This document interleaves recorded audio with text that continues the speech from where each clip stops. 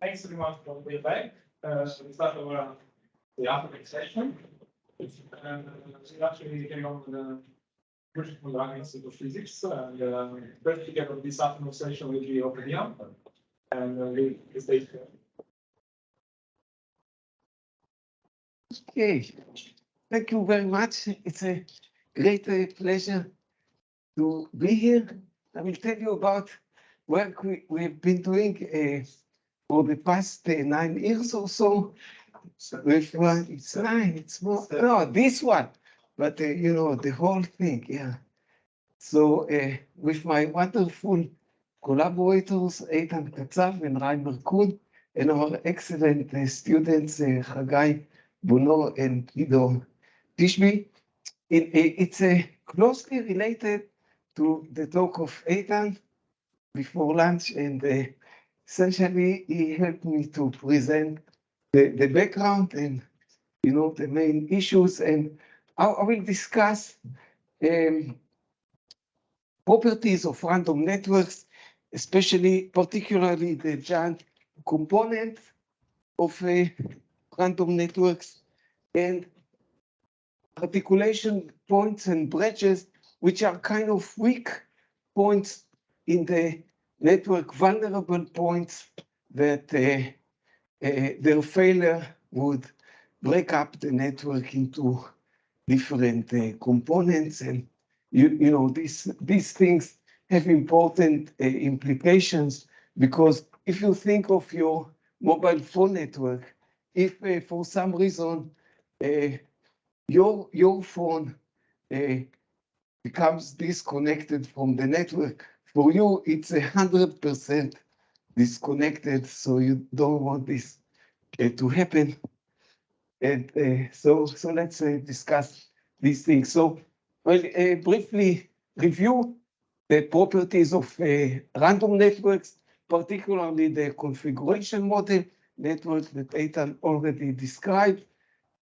I will discuss the microstructure of the network, and this is in contrast to Eitan's talk, which focused on the large-scale structure. So we've been working on both limits, and then I will elaborate on articulation points and bredges, and describe the statistical analysis that we've been busy with for the past few years. So, you know, we are working on random networks. They look more or less like this, and they are distinct from regular lattices in 2 ways. One thing is that in a regular lattice, everything is perfectly ordered. Everything is deterministic.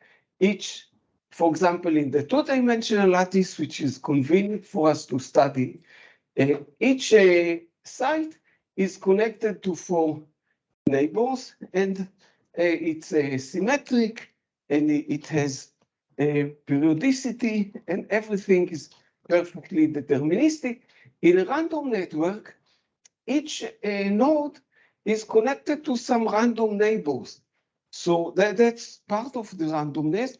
Another component of the randomness is that different nodes have different degrees. And this is another form of randomness in these networks.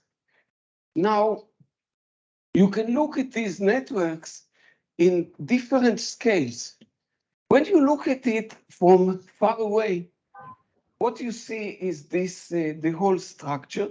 And if you want to characterize the large-scale structure of the network, it's best to use distances for that purpose.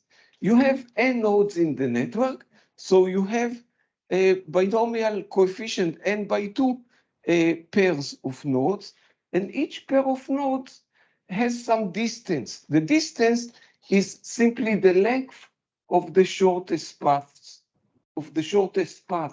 between these 2 nodes. And the distribution of these distances gives you a huge amount of information on the large-scale structure of the network.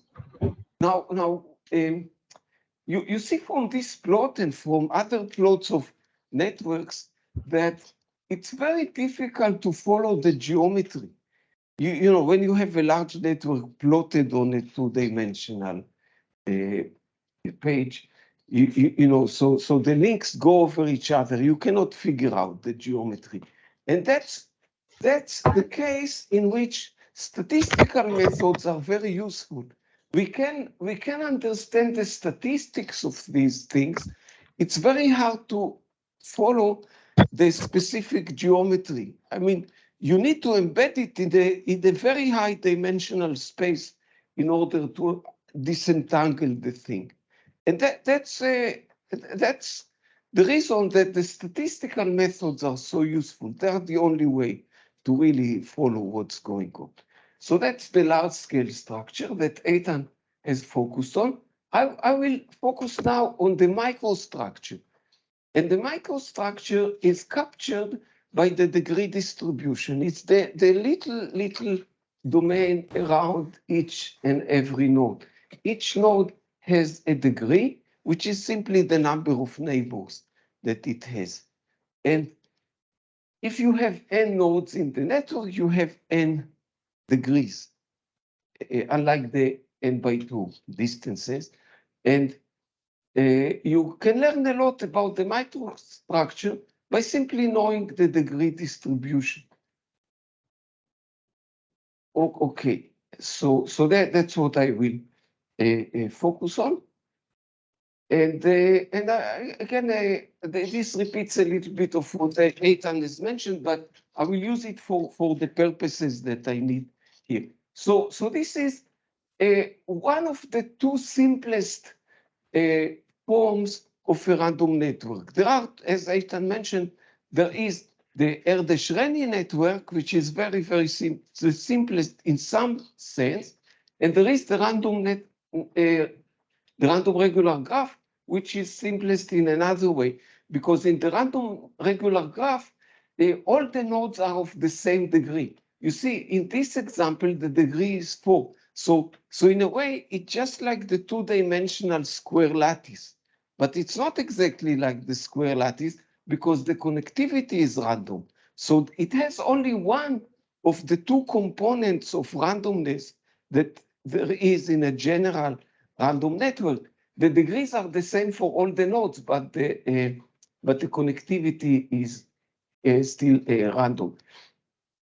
Now, as you can see, in these finite networks, in the random regular graph, you always have cycles because it's a finite network and all the nodes are of the same degree. So it has cycles. And another very important and useful feature is that such a network is guaranteed to consist of a single connected component. No matter what C is, I mean, the smallest value of C, the smallest possible value of C is C equals 3 in a proper random regular graph. And no matter how large you will make it, even if you will build it of 1 billion nodes, it's guaranteed that all the billion nodes will be connected to a single component. And why is it important? It's important because this is an example of network that has no phase transition. It has no percolation transition.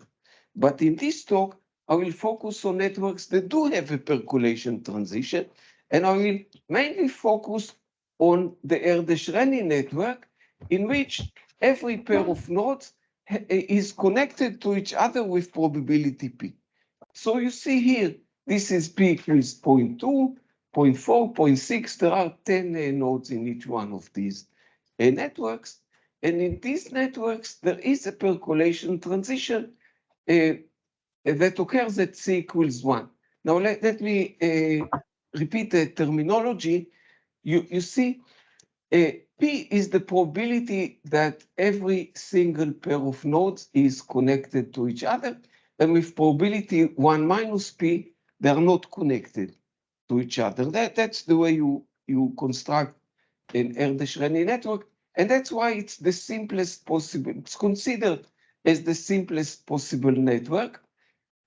Now, the degree distribution looks like this. It's essentially a binomial distribution, but since P is small and N is large, it can be approximated by a Poisson distribution, and this is an excellent approximation. We never go back to the binomial distribution. We use the Poisson distribution as if it's an exact distribution. Now, another very important parameter is C. C is the mean degree. You see, it's n minus 1 times P. And why is it the case? Each node has n minus 1 other node which are potentially connected to it. Each one of them is connected to the given node with probability P. So the expectation value of the degree of each node is n minus 1 times P. And this is the parameter C that we use throughout this talk. So here you can see the Poisson distribution, and this is the network that I consider. Now, this network, this model is a maximum entropy network. It is the most disordered network that is possible. It has only one parameter, which is C, with a given value of C, which is the mean degree. This is the most disordered network that is possible. It has no correlations of any sort. So you see, in particular, it has no degree correlations, which means that if you land in some node, say this one, and you ask, okay, the degree of this node is 4. Does it tell me anything about the degrees of its neighbors? You see this neighbor, this neighbor, this neighbor, and this neighbor. It turns out that in this network, the degree of this node doesn't give you any information about the degrees of the neighbors. So it's maximally random. And this is a very useful property. Okay, now it turns out that this kind of network exhibits a phase transition. It's called the percolation transition. And in this particular network, in this particular model, it occurs at C equals 1, namely when the mean degree is 1. If C is smaller than 1, which is the subcritical regime, then the whole network consists of finite components, and these finite components have a tree structure, as you can see here. There is not even one cycle in the whole network. It never happens in such network that these two branches will close upon themselves and form a cycle. It's all trees. In the supercritical regime, namely when C is larger than 1, you have a coexistence of a giant component and still many finite tree components. Now, I need to tell you what is special about this giant component. And in fact, there are two things that are special. One special thing is that the size of this component is a finite fraction of the whole network. You see, it scales with the network size n.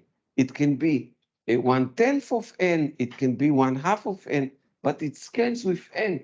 Unlike these three components that are finite and do not grow as the network size grows. As n grows, you simply have a lot more of these trees, but they don't become larger. But this component will grow as you increase the size of the network. Yes. So there are no cycles in supercritical regime. Yes. You mean it's strictly forbidden or it's very unlikely? It's, you know, in a small finite network, you can once in a while observe one of these cycles with probability that scales with 1/n. So, you know, we typically, when we talk about phase transitions, we consider the thermodynamic limit, you know, and phenomena that occurs with probability 1/n are are washed out. So you could, with a very small network, you see, this is an actual example with n equals 200 and c equals 0.9, which is not far from the transition, and still you don't see here any cycle. It's kind of typical example. So there are really no cycles. You see, and here you see that just above the transition, c equals 1.1, and you have one cycle in this, but it will, the number of cycles will grow quickly. Of course, I know that every component is supported to the size of the network. It's just that's the network theory. So you see, so this is the giant component, and it's a phase transition, and it's fascinating because essentially every property of phase transition, the whole theory of phase transitions can be studied using this example. There is everything here, and this is beautiful, and I will discuss a little bit of this. You see, there are trees. You see, so this is okay. Let me just mention the analogy. Let's take the liquid gas transition. So these things are like a gas phase.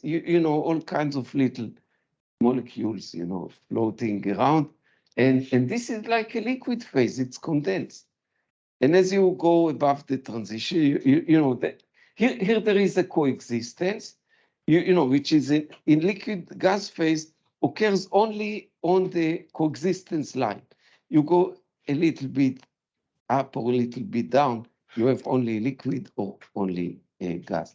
But here you have this coexistence, and there are a lot of interesting properties. Now, Eitan already described the configuration model network, which is essentially a generalization of the Erdős-Renyi network, and allows a lot of different degree distributions, exponential, Gaussian.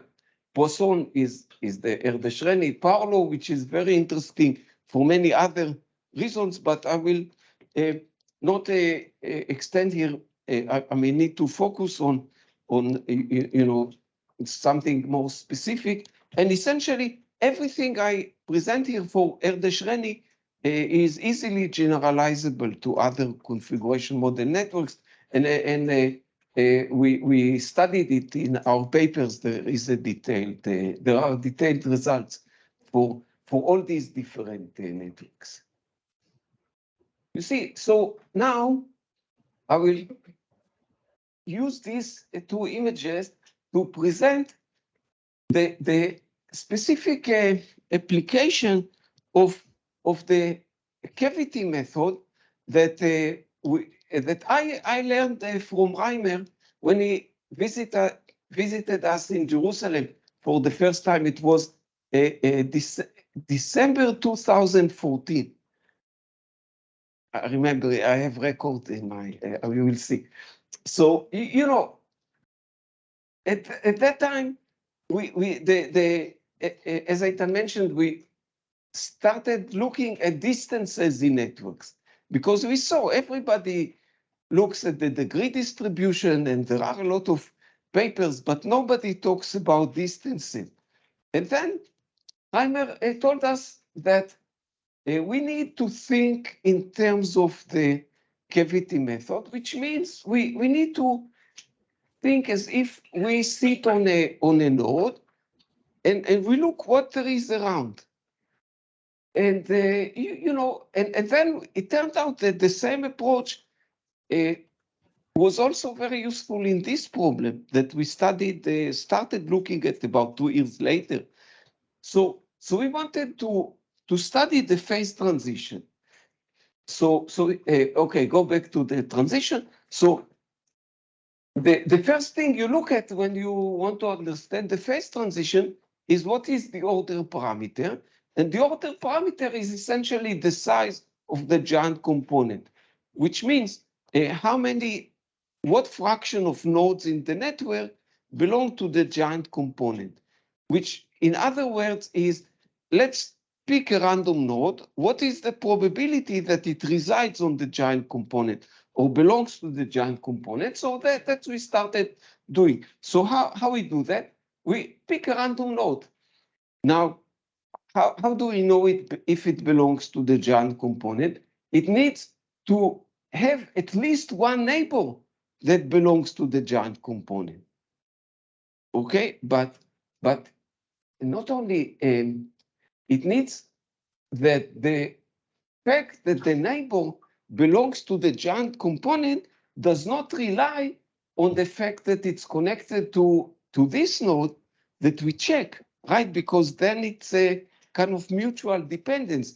You need to check that it has a neighbor that belongs to the giant component of the reduced network from which this red node is deleted.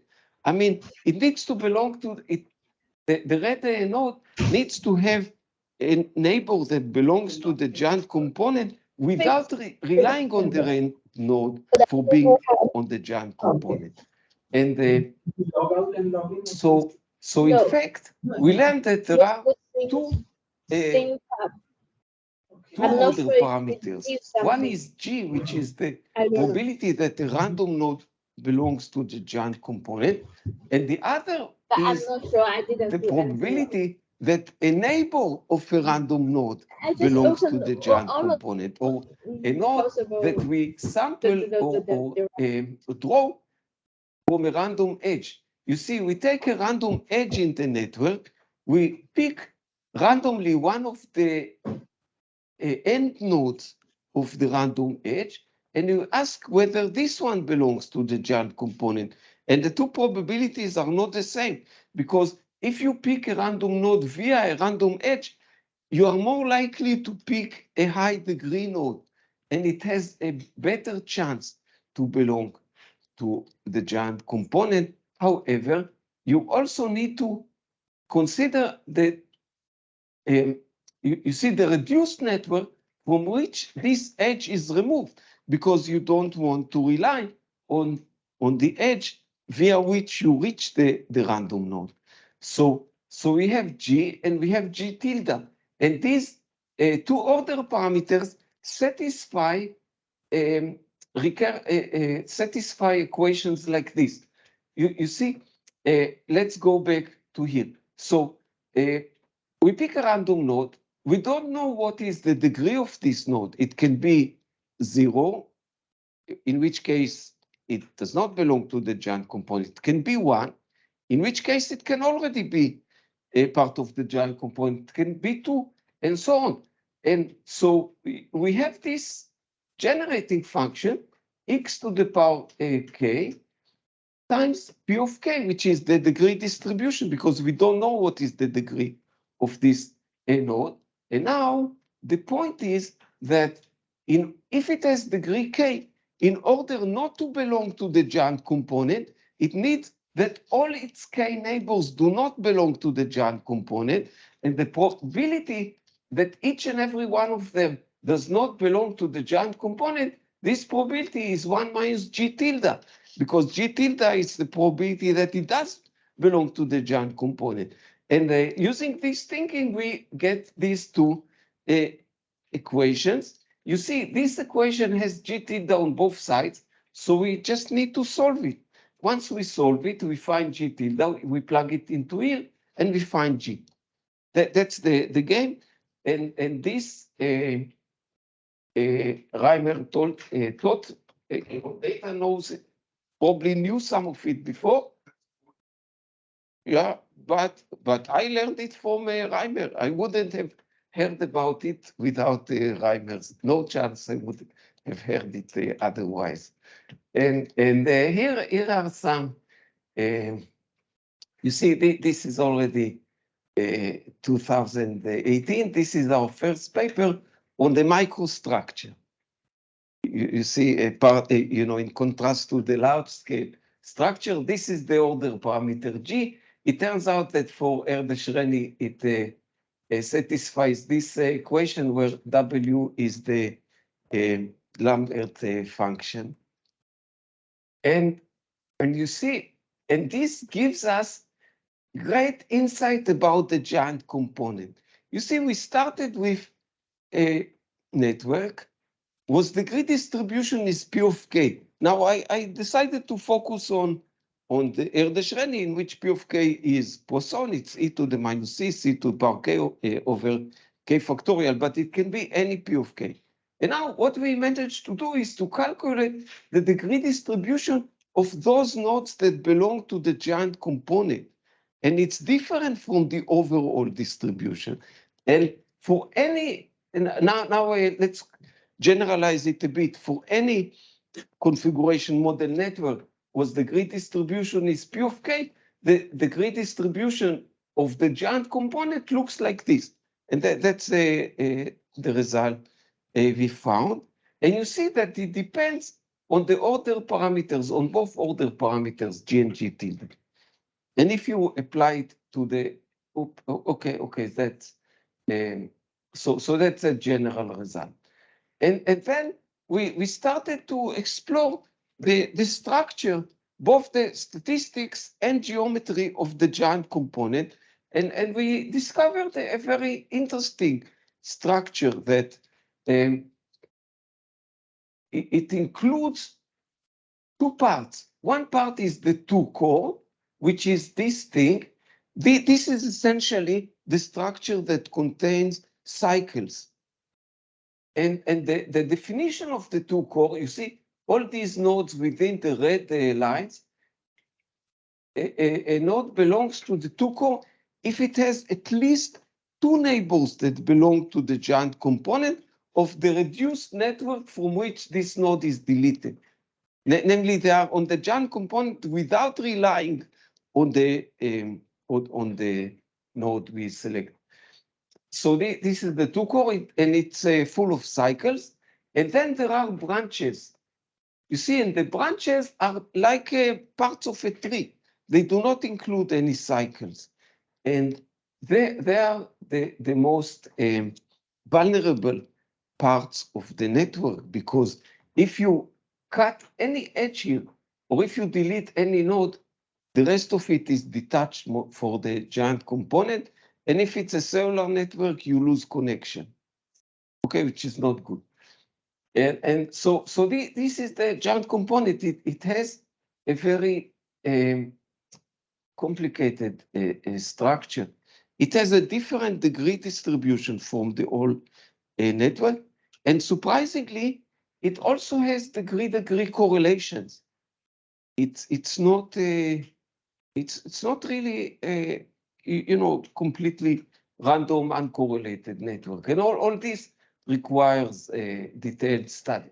So now I go back, you see, I showed you this formula, the degree distribution on the giant component for a general configuration model network. And now just to be more concrete, this is the special case of the Erdős-Renyi network with Poisson degree distribution. So the degree distribution of the whole network is Poisson, and the degree distribution of the giant component turns out to be this monster you see. And now, just to give you an idea what it does, so here the dashed blue line, the blue curve is the degree distribution of the whole network when C is 1.1, just above the transition, but the degree distribution of the giant component is shifted to the right because the giant component tends to include high degree nodes. I mean,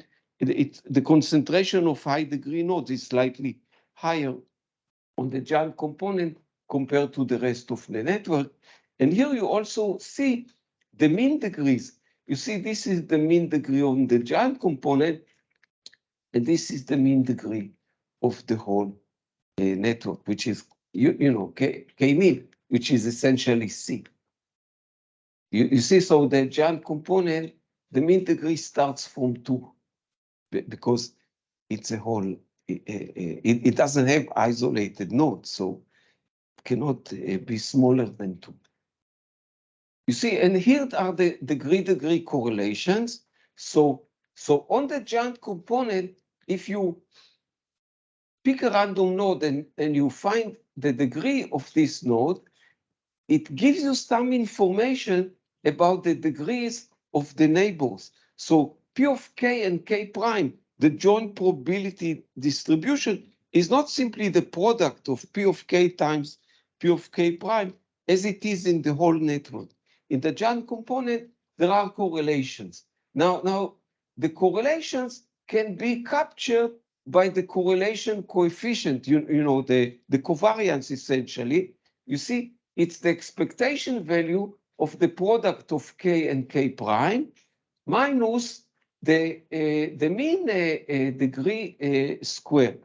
And then it's normalized in proper way. So this is essentially the covariance, but in the specific context of network theory, this thing is called the assortativity coefficient.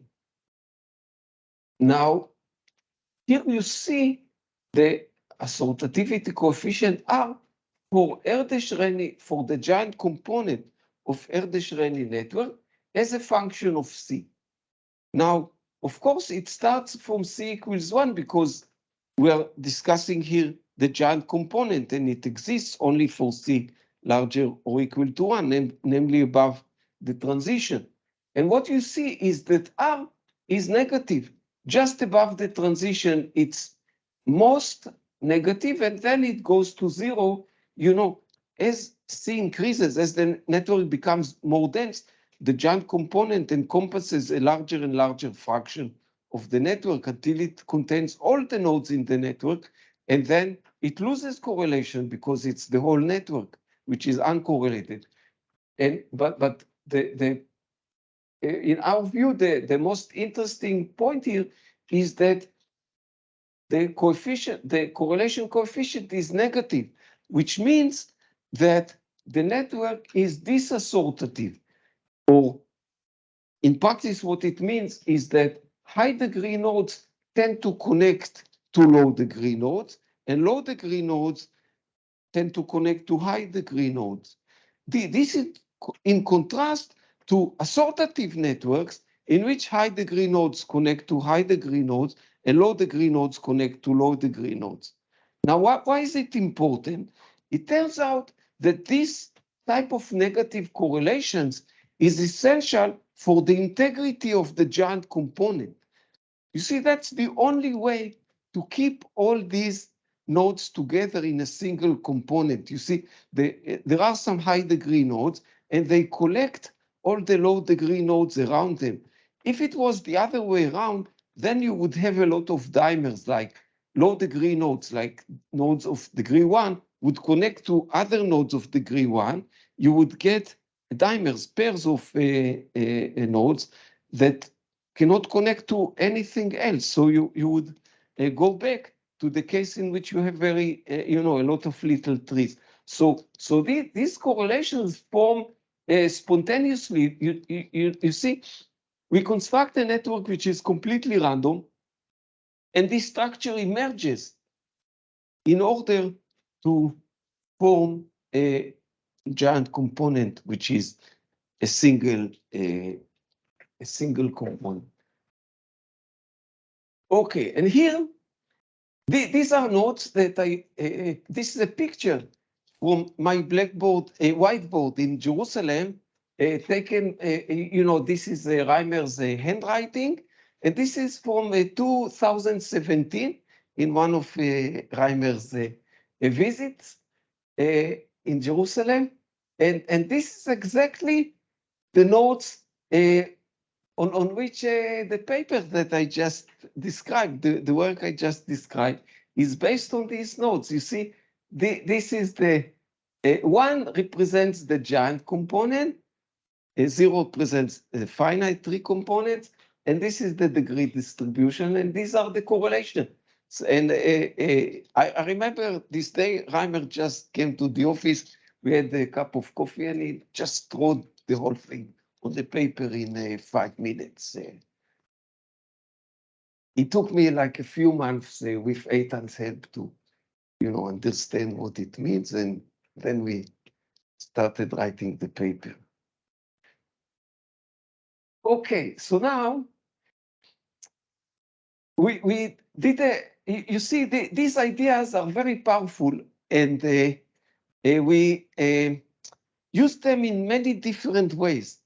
One way was to think about the following. I will go back just to, like to this picture. So this is the Erdős-Renyi network. You have some degree distribution which is given, but some of the network is in the giant component, and some of this is in the finite tree components.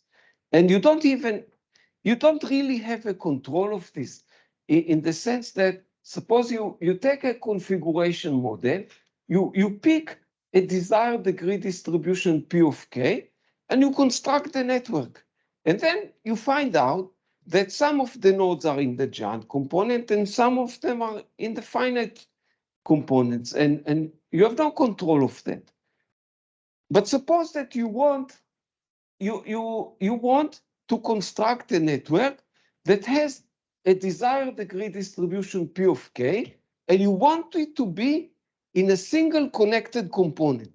You don't want to have these finite component. You see, because by the time you have a giant and finite components, the degree distribution of the giant component is not P of K anymore, it's different.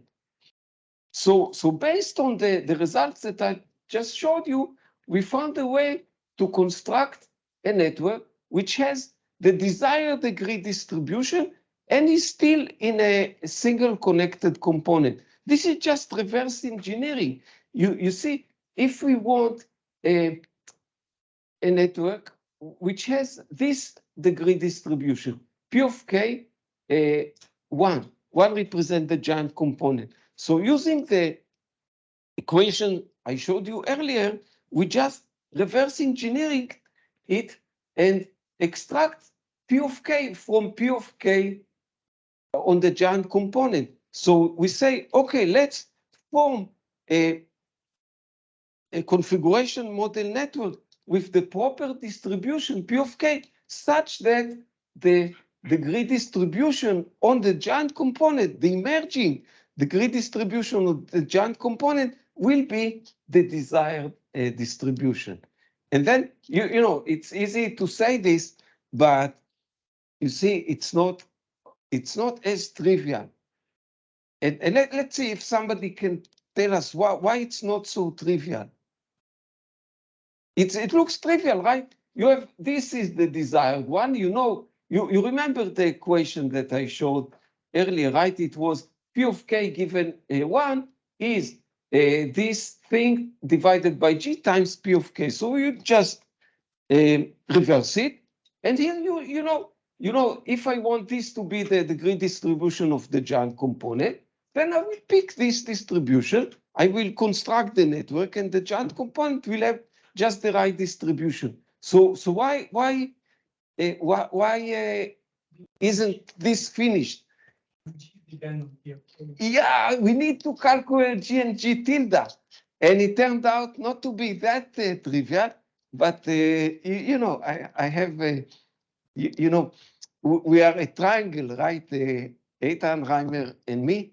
It's a triangle, and it has one not so useful, you know, side in this triangle. But whatever difficult problem, I can throw on my two collaborators, and they usually come up with an answer in a day or two. So just I can, Eitan can get coffee in my office always. With Reimer, it's a bit more difficult, so I have to rely. I now saw that he has a, you know, a coffee machine, and this thing is this problem is taken care of. So anyway, we managed to do it, and you see, this is the diagram that shows you how to calculate G and G tilde, and then you can. You see, it's a tool that to construct such networks. But this is not the end of the story. It's only the beginning. And, you know, once we learned how to construct these networks, we came upon a lot of literature on how to destroy networks and what are the weak links of networks. And, how to, so there are people who are focused on how to defend their networks, and there are people who are focused on how to destroy other people's networks. And this is the whole zoo of things. And so we learned that there is a concept called articulation point. And these are weak points.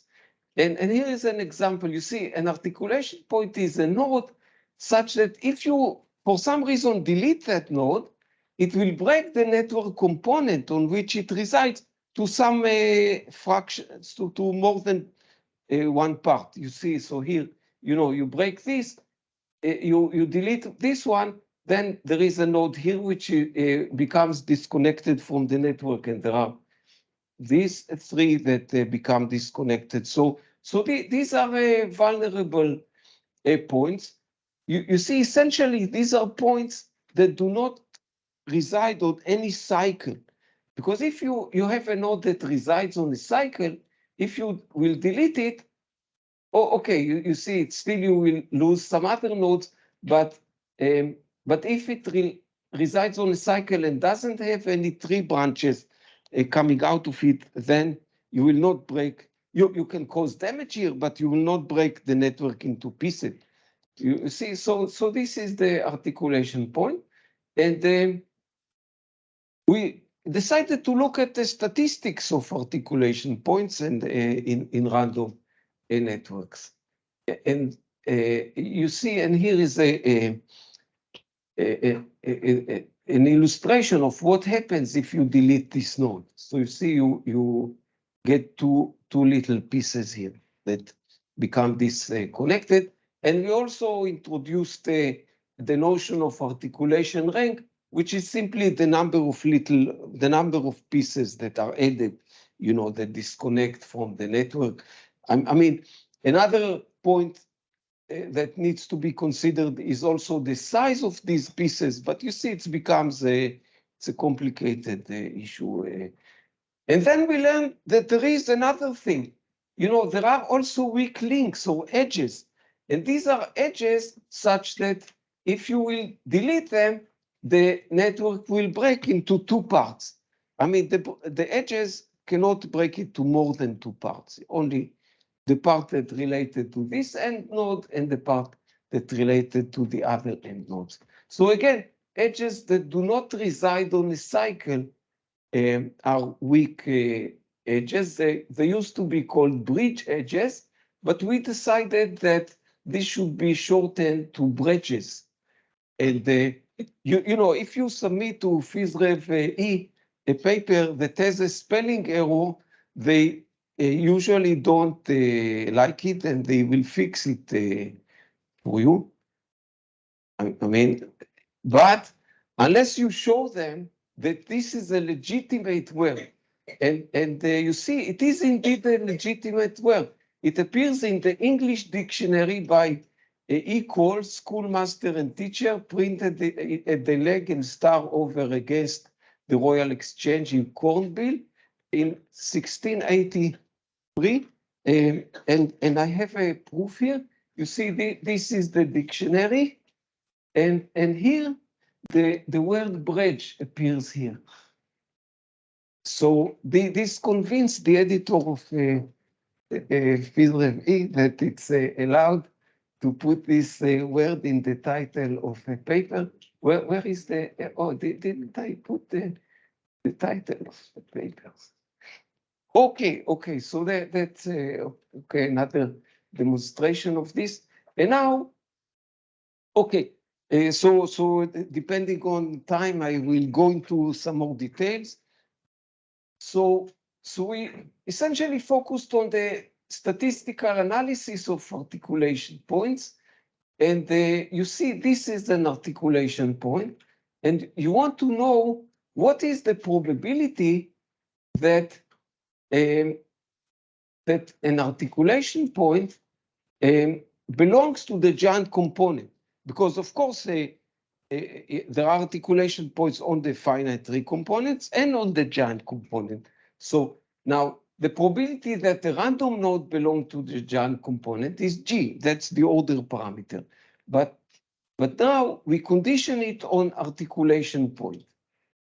So we calculated this. Now let me remind you, if it's an articulation point, it means that it has at least one neighbor which belongs to a tree branch.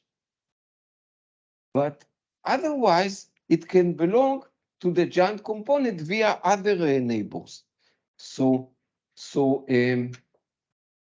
similarly, we studied the statistical properties of bredges, and here is the title of that paper, Statistical Analysis of Edges and Bredges. This was fine with the editors of PhysRep. You see, so it turns out that the probability that that's just a normal edge. And now we'll go to articulation points. So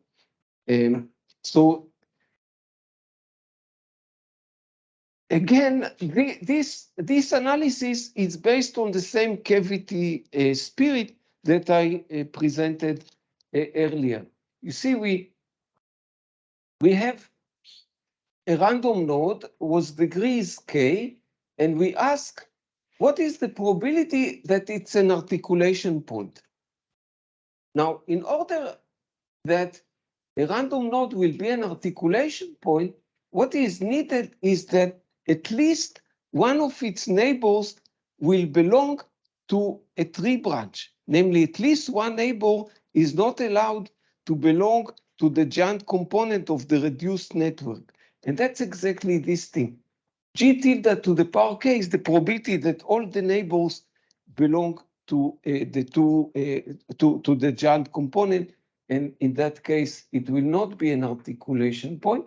1 minus that is the probability that it will be an articulation point. So this approach, combined with the Bayes theorem, you see, we use extensively the Bayes theorem in order to reverse these things, to also calculate P of k given that the node is an articulation point and all these properties. So all these details appear in the paper on the articulation points.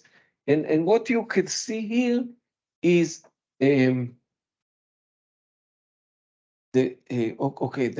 the order parameter. And this is the probability that the random node is an articulation point as a function of the mean degree C. And essentially what you see here, that there is a peak near the transition. You see just above the transition, you see this red curve, and the circles are simulation results. Just above the transition, the fraction of nodes which are articulation point reaches a maximum. You see, because you already have a giant component, but it doesn't have that many cycles yet. It has a lot of tree branches. As the network becomes more dense, the two core becomes larger and larger, the branches become smaller, and the number of articulation points decreases. So you see that. So here are some more details, and this is about the articulation rank. You see, it's when you delete an articulation point, you ask how many tree branches are removed from the network, and we analyze this thing too. And again, articulation rank, and this is the same thing about bredges, and essentially the results are qualitatively the same. You see, this is the fraction of nodes that are bredges, and it also reaches a maximum just above the transition as the giant component increases, but the two core doesn't yet take over, and it has a lot of tree branches. So you see, there are a lot of qualitative things that you can learn from it. and this is again the degree distribution on the giant component, and the degree distribution of nodes that are both okay on the giant component, and the bredges and distributions of nodes that are connected to the bredges. You see, which are end nodes of the bredges, and those that are not end nodes of the bredges, and you see some difference between them. And again, that's just a more detail. You see, this is the degree distribution of nodes that connect to bredges on the giant component, and it looks like this. And again, you need to calculate G tilde here. And here are, again, the degree. That's the covariance again, and what it shows here is that essentially, I mentioned the fact that that the giant component is disassociative, namely high degree nodes relate to low degree nodes and vice versa. But here you can see that essentially this disassociativity is dominated by the bredges. Namely, if you have two nodes that are connected by a bredge, that's where the correlation between them is negative. And this is particularly the case when the bredge connect a node that reside on the two core and the node that reside on the three components. That's where you see it's asymmetric. One of them is on the two core and the other is on the branch, and that's where the correlation is negative. So you see it provides insight about essential insight about the structure of the giant component and what makes it a single component. And yeah, I see my time is running out. So this is the last slide before the summary.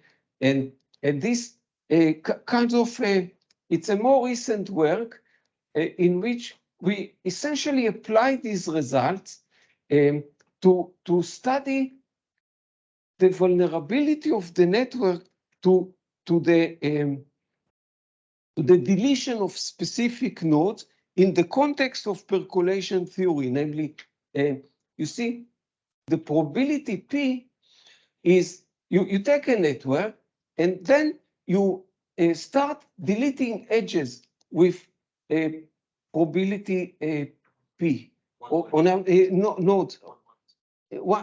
With my one P is the probability to retain the edges. And then the network starts breaking down and all kinds of nodes become bredges because you deleted nodes that or edges that support them. And here is the Bij is the probability that an edge will become a bredge, they will become vulnerable point, a weak point, a weak link, due to the removal of, to the deletion of nearby nodes or edges. So this is this shows the relevance of this insight to the analysis of robustness of networks, and this is the summary.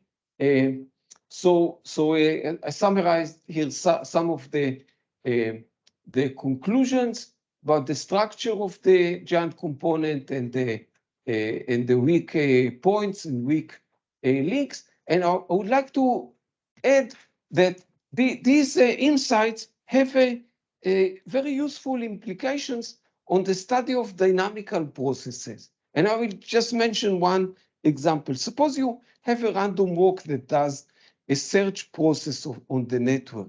So as long as the random walk resides on the two core, you see it explores the two core, and it's rather efficient. But whenever the random walk enters one of these 3 branches, it goes back and forth and it takes it a long time to go out of there. And this is and it has a strong effect on the efficiency of search processes on these networks. Okay, thank you very much.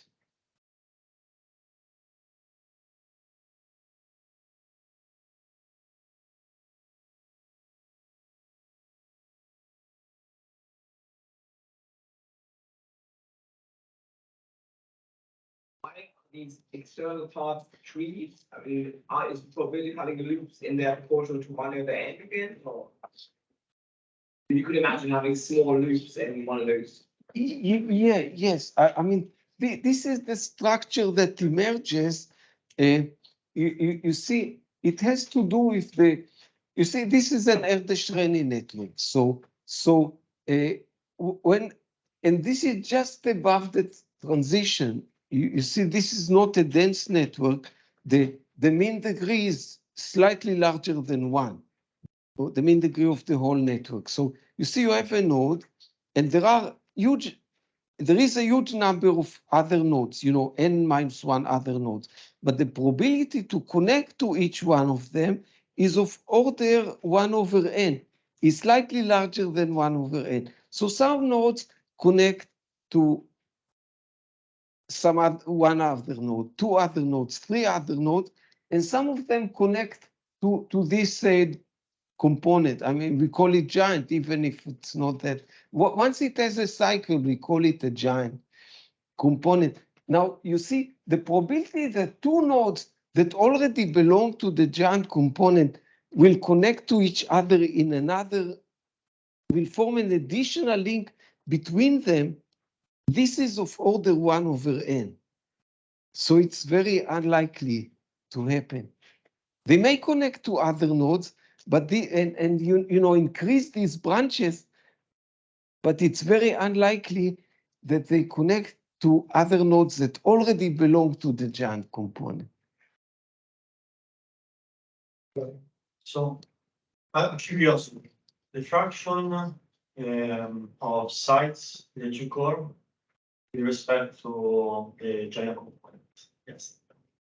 Or you mean how many there are in the 2 cores? Yes. Compared to the whole giant component? This can be calculated using the same methods. I will tell you what it is. You see, you have a G is the probability that a random node will belong to the giant component. G tilde is the probability that it will have one neighbor on the giant component. Now, in order to belong to the 2 core, it needs to have at least 2 neighbors on the giant component. So it's G tilde squared. You see, so more or less, maybe you need to normalize it or whatever, but it's essentially G tilde squared. You need 2 links that each one of them belong to the giant component. So these things can be calculated, and and as the network becomes more and more dense, the 2 core becomes more and more dominant, and the branches kind of vanish. Okay. Thanks. Yeah, thanks a lot.